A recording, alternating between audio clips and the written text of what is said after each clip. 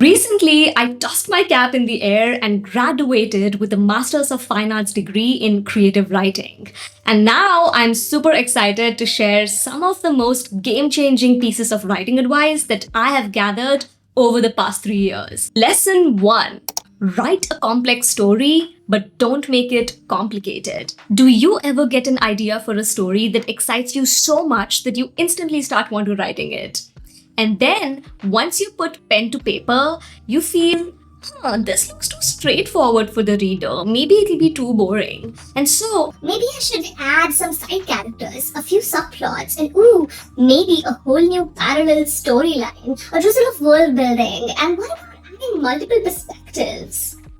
And that is exactly how you end up making a big, hot mess. As a professional editor, I consider it my duty to pop your bubble and tell you that this approach actually leads to a lot of confusion and frustration in your reader's mind.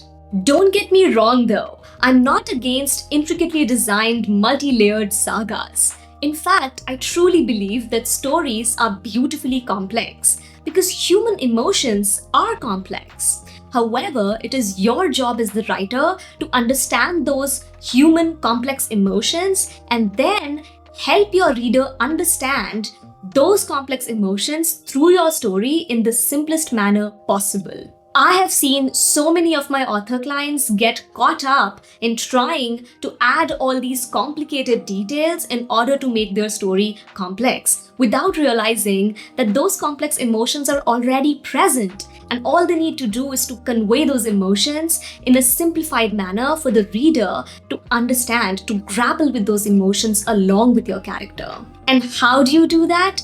This brings me to the next lesson I have for you, which is focus on the heart of the story.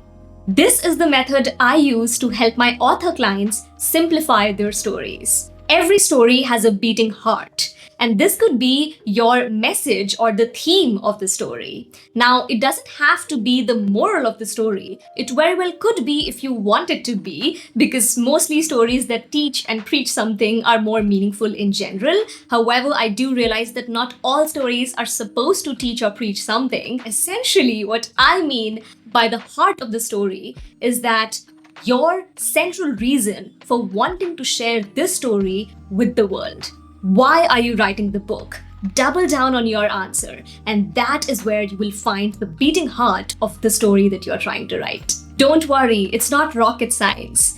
All you need to do is dig deeper into your desire for wanting to write the story, your ultimate why power. Now, I do understand that for those of you in the initial stages of writing your story, you may not have this sorted out. And that's completely okay. Don't get too worked up thinking about your why power. If you're excited about your story, continue writing and don't worry about it. However, as you are writing chapter after chapter and scene after scene, then take some time to sit down with yourself and with intention ask yourself, why am I excited about this? About these scenes or these chapters or this specific idea? What makes me want to write it or want to share it with the world? And once you become aware, you will notice that there will be ideas, there will be reasons that will be coming in your mind. Note all of these down, and all of these are eventually going to lead you to the heart of the story. Also, if you have completed the book and you still don't know your why power or the heart of your story, don't worry, you can still figure it out during the revisions and the editing process. Which reminds me, if you're looking for an editor, all the details of how you can reach out to me are in the description box and the comments below, so check that out. Lesson 3. Read outside your comfort zone. I know that everyone has a specific genre of books they love to read, and that's completely okay. I used to read only fantasy, science fiction, magical realism, and these otherworldly stories. Until I joined the master's program where I had to step outside my comfort zone and read so many other books from so many other genres. And mainly I did that because that was a part of my syllabus. I did not have a choice, so I had to read those books. However, once I started reading these other genres like literary fiction, like contemporary novels, and historical fiction, and all of those different types of books which I never read before, I began noticing how different authors use different techniques to somehow create that same emotion. So let's say if it was happiness, the way a science fiction writer would evoke emotions, evoke the emotion of happiness in a character was very different from the way a contemporary novelist would do the same thing. And while I was noticing these things, that's how I learned. That's how I started applying some of those techniques to my own work, even if it was not a contemporary novel that I was writing. I was still able to pick up a technique from there and use it in my own work. That's why when I started reading more voraciously, it led me to becoming a much better and improved version of a writer. Not only that, as I began reading more and more different types of genres, I found that I actually loved a certain type of literary fiction. I actually started enjoying contemporary novels. Now I'm super confident in my literary capabilities. Be it contemporary novels or cross-genre experimentation, I'm all into it. That's why the next time you're in a bookstore, I highly recommend picking a book from a genre you've never read before. You will be surprised. Hey there, it's Future Srishti here, and I have a surprise for you. If you're enjoying this video so far, I think you will really love my ebook that I wrote talking all about the mistakes and lessons that I have made and I've learned while writing and self-publishing my debut novel. This ebook literally has 50 lessons, like real raw lessons that I learned to, beat self-doubt, overcome writer's block, and finally finish your draft and of course conquer the world with your story. The best part is I'm giving this ebook away for free to all you amazing writers because you deserve nothing less. So make sure to grab your free copy using the link in the comments. Lesson 4. Rewriting is the key to good writing.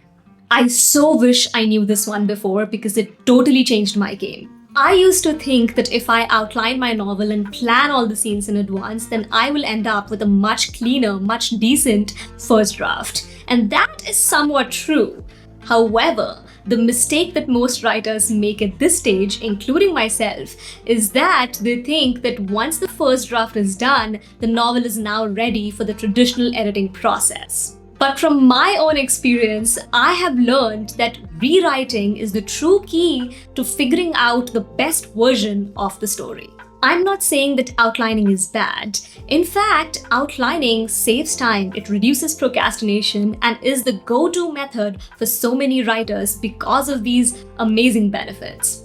However, what makes you think that the story you outlined and then proceeded to write should be the one in the final draft? What if there are other variations of this same story which would make the heart of the story beat faster and louder? Just to clarify, when I say rewriting, I don't mean rewriting the entire manuscript from scratch. Absolutely not. What I mean is rewriting specific areas or specific scenes that can benefit from a different approach. To find these specific areas, you can send out your manuscript to beta readers and then work through the feedback they provide you.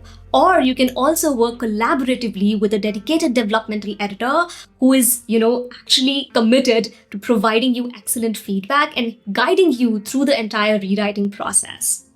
Again, if you want me as your editor, check out the details in the description box. At this point of the video, if you are getting any value out of it, please hit the like button and consider subscribing to my channel because here I talk all about crafting compelling novels and creating rich, vivid experiences for your readers. Moving on to lesson 5.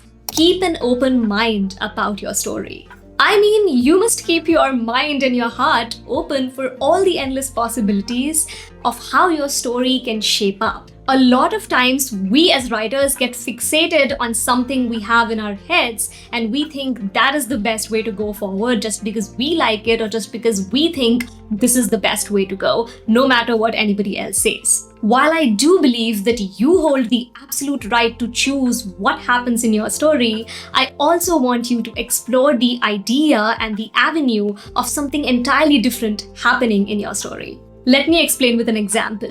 When I was working through my second novel, which was also my thesis for the master's program, while I was working through that, I was fixated on having this dark vibe, destructive climax ending. I wanted this thriller type ending, even though the book is not a thriller. I was completely obsessed and fixated on this idea of having the dark thriller vibe because it felt good in all the other books that I had read. And I was just I had it in my head and I couldn't think past through it. Until one of my thesis advisors nudged me to think about the heart of this piece. And very innocently, they asked me how this dark vibe thriller ending aligned with the true focus of the piece. And instantly, I was embarrassed. But more than that, more importantly, I was stunned at realizing how beautifully my story, my climax, turned out to be when I went back to rewrite it with an entirely different angle. It was only possible because I finally let go of that one idea I had in my head. I was fixated on it, but once I looked at the heart of the piece, once I tried to think whether or not it aligned with the original focus that I wanted to be there in the story for the reader, that's when I was able to look past that. Lesson 6.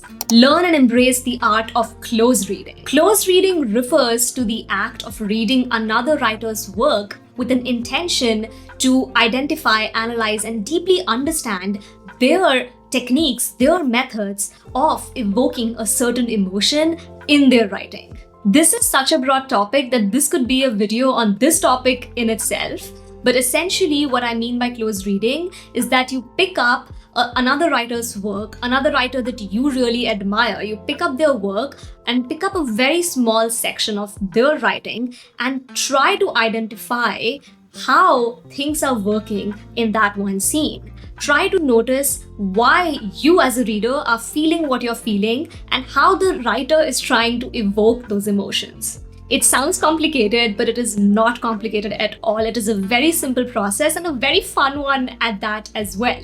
And once you think of those techniques, once you're able to identify how that writer is creating that magic on the page, you are able to then pick that technique and try and apply it into your own writing, into your own story, and see how that changes things. See how you can explore different avenues. This will again help you in rewriting your own work. Okay, I know that this is sounding quite overwhelming and maybe complicated, so if you want me to make a dedicated video just on this topic of close reading, then let me know in the comments below. Moving on to lesson 7.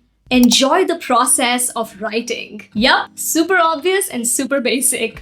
That's because most writers, including you and me, we completely get caught up in those glamorous things like selling the book or trying to make the book the perfect version of itself. We put that pressure on ourselves. We want the stories to be perfect. We want the stories to be loved, read, and cherished, and all of those things. And that's why we forget why we became writers in the first place. We became writers because we wanted to have fun, because we got that thrill and enjoyment from the process of writing, from the process and learning the craft of storytelling.